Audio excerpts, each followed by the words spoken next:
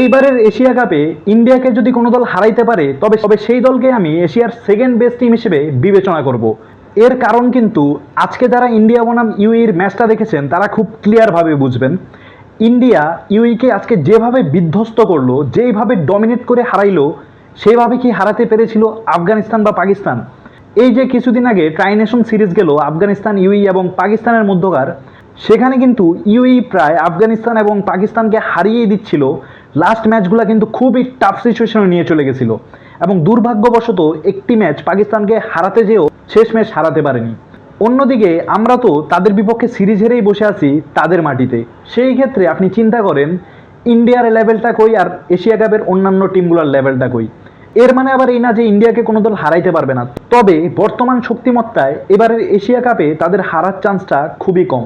তাদের batting line up বলেন, তাদের বোলিং লাইন আপ বলেন, তারা টি-20 র্যাঙ্কিংয়ের সেরা 10 জন এবং বোলিংয়েও আপনি দেখবেন সেরা 10 জনের মধ্যে 5 জনই তাদের, ব্যাটিংও আপনি দেখবেন সেরা 10 জনের মধ্যে 5 জনই তাদের। শুধুমাত্র র্যাঙ্কিং বিবেচনায় কিন্তু ক্রিকেটে হার জয়টা সবসময় হয় না, তবে ইন্ডিয়া একটু ব্যতিক্রম। এই টিমটা এতটাই বিধ্বংসী, আপনি যদি এবার এদের স্কোয়াডের ব্যাটসম্যানদের স্ট্রাইক রেটটা চেক করেন তাইলেই বুঝতে পারবেন। সর্বনিম্ন স্ট্রাইক রেট শুভমান গিলের 127 কে 28, আর বাকিদের স্ট্রাইক রেটগুলো একটু দেখেন, বুঝতে পারবেন তাদের ব্যাটসম্যানরা কতটা বিধ্বংসী টি-20 খেলে। এইবারের এশিয়া কাপে কোনো দল যদি তাদেরকে হারানোর সক্ষমতা রাখে সেই দলগুলো হচ্ছে, 1 নাম্বার ফেভারিট হিসেবে আমি রাখতে চাই পাকিস্তানকে, 2 নাম্বার ফেভারিট হিসেবে আমি রাখতে চাই আফগানিস্তানকে, 3 নাম্বার ফেভারিট হিসেবে একটা 70-30 পসিবিলিটি আমি বাংলাদেশকেও দিতে চাই, না হলে আপনারা আমাকে গালি দিবেন আমি জানি, তবে এটা অনেকটা রেয়ার। আসলে বাংলাদেশ ভালো করবে, তবে আমার মনে হয় যেই টপ পজিশনে যদি বাংলাদেশ যায়, সেমিফাইনাল বা ফাইনাল যদি মুখোমুখি হয়, বাংলাদেশের ইন্ডিয়ার সাথে জেতার চান্সটা অনেকটাই কম, অনেকটাই কম।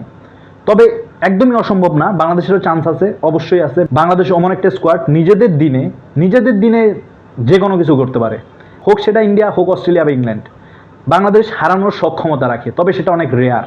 আমরা দেখতেছি বিগত বছরগুলোতে ইন্ডিয়া, অস্ট্রেলিয়া এইসব টিমকে আমরা শেষ কবে হারাইছিলাম আমাদের হয়তো মনেই নেই। বিশেষ করে টি-20তে ঘরের মাঠে ব্যতীত আমরা বাইরে কবে হারাইছিলাম তাদেরকে, অনেক আগে, নিশ্চয়ই অনেক আগে। সো সেই ক্ষেত্রে সেই বিবেচনায় বলতেছি এশিয়া কাপে মূলত ইন্ডিয়াকে হারানো অনেকটাই টাফ হবে এবং আমার মতে চ্যাম্পিয়ন হওয়ার মতো দল সর্বফার্স্ট ইন্ডিয়া, এবং এমন হতে পারে তারা আনবিটেন চ্যাম্পিয়ন হতে পারে। তো গাইস, নিশ্চয়ই আপনার মতামত জানাবেন কমেন্ট বক্সে।